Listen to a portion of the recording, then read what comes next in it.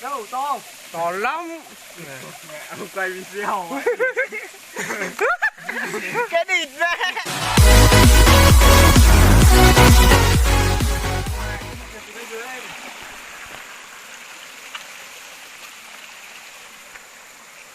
Chỗ này bọn vẫn soi đây con này. Không không anh? Đấy. Cái là điều đấy, cho nó đây.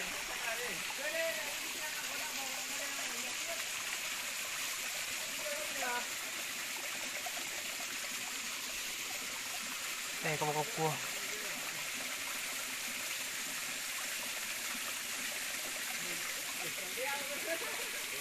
Đây có một con này. Bắt luôn. Đây, sợ lắm, không dám bắt đâu. Sợ lắm. Con này sợ nhất rồi. Này. Đâu to. To lắm. Mẹ ông quay video. Cái địt ra. Ai? Ai đâu? Đây là ở đây không phải ở đây. Đây đây bên dưới này này. Bên dưới đây. Anh đẩy cái gì? Ấn vào đấy, ấn vào. Cuốn. Vẫn lồi đi. Ai mà một cái bám ở ngay đầu. Đây đây. Con đây. Đây, đây đây, đây. Đây thì vậy nhiều lắm. Anh thả vào nhá, anh ấn bắt đây là anh ấn vào tìm vào. Bây giờ cầm nghe, chạy nghe này. Rồi, cầm rồi.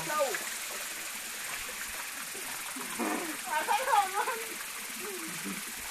Vậy, bố con to này. Thì là cái bát ở gần đây rồi. Về nhận lại không kéo bắt cổ ấy. À, đấy phải. Chết rồi, cái này lại không có gì nữa. Ấn vào đây đi. Đó, thì ra xem đường này đã. Chắc có lối xuống à? Phải có lối lên như... Ô, ai làm gì ở đây đây? Hả? Ai thả gì ở đây đây này? Đấy, người ta làm mà... Đây này có đường đi chứ nhỉ? Có nhà mà, gần đi này.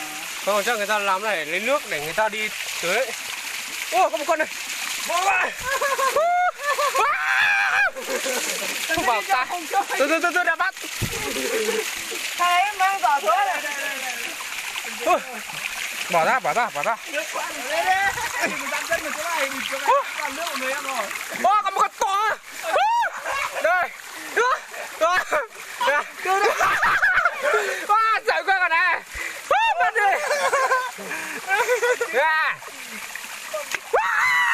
Đi ra cũng được. Nhanh.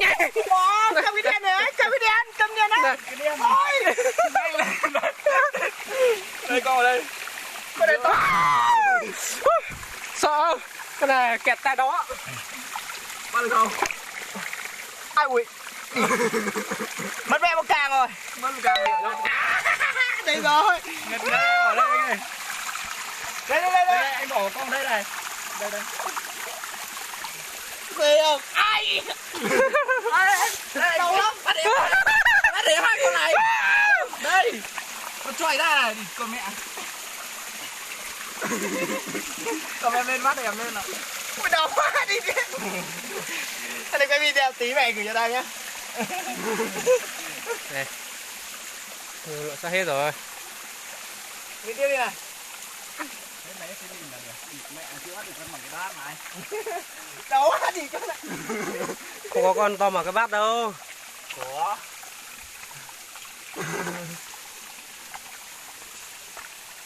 Đi mẹ kẹp bắt đầu quá.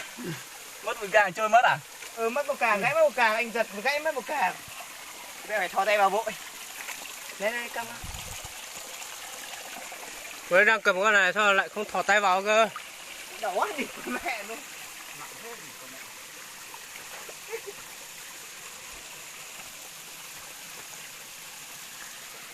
Khác thì mình có nhiều cơ đi cả đến vàng mắng này ít lắm, nước lặng ít lắm. Không, nước nó lặng rồi có mà nó ở lặng thế. Nó nằm ở những chỗ này với đây. Đấy, và mẹ kheo. Còn đây chắc không bắt được rồi. Con đây phải có câu mồi câu ấy con này. Em bắt cái kìa. Rồi nhá.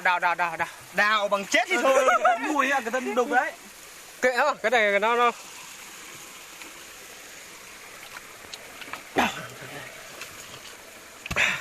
địt mẹ. Thân đục đấy.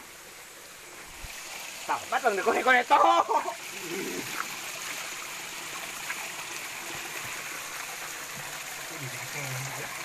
Sâu lắm, khe sâu quá nhìn ra. Sâu đeo lấy đó.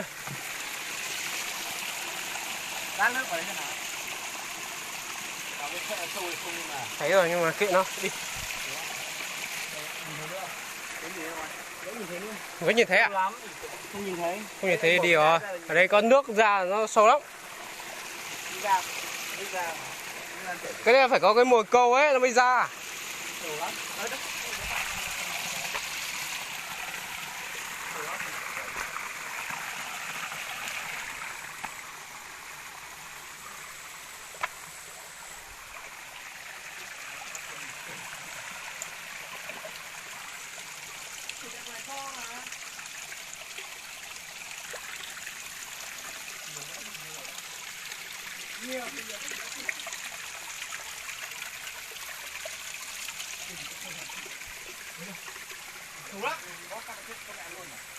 Thôi chả lấy nữa đâu.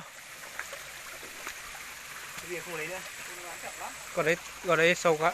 Còn thì sâu lắm, không lấy được, không bắt được. Còn sâu quá rồi.